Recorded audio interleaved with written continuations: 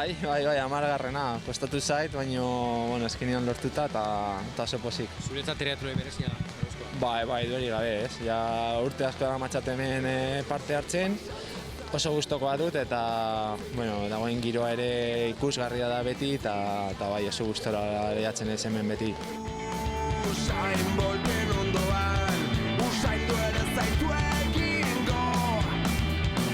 Gaur berriz ere, azkarrena izango zara. Denboraldi apartari da egiten beste behin Eneko Llanos gasteiztarra. Dudari gabe gaur egun Euskal Herrian dugun triatlolaririk onena da. Denboraldia Abu Dhabin hasi zuen otsailean 2. postu eder batekin. Ondoren Australian, Melbourneko Ironmanean iritsi zen gasteiztarraren lehen garaipena. Mallorcan ere erakustaldi eman zuen, korrikako saioari 10. postuanekin eta aurkari denak banan-banan atzean utziz gailenduta. Zarautzera etorri aurretik, Austrian ere podiuma zapalduta zegoen Eneko. Bai, urte hona darama eta esan da oso pozik nago, ez?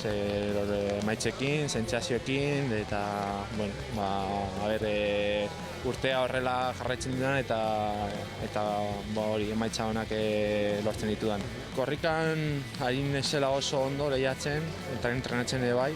Biziketan nik uste pizkatxo bat hobeto nagola, ez dakit orokorrean nik uste puntutxo bat hobeto nagola, pasaren urteakin konparatuta eta bueno, azkenean geroz eta azkarrago goaz lehiaketetan, geroz eta maila altuagoa dago, así que lanean gogor jarretu behar da, hor lehiakor izateko. Entrenatzeko modu ere aldatu dueneko volumena baino intentsitatea gehiago landu. Hurrengo erronka nagusia uztailaren 7an du Frankfurten jokatuko den Europako Ironman txapelketan.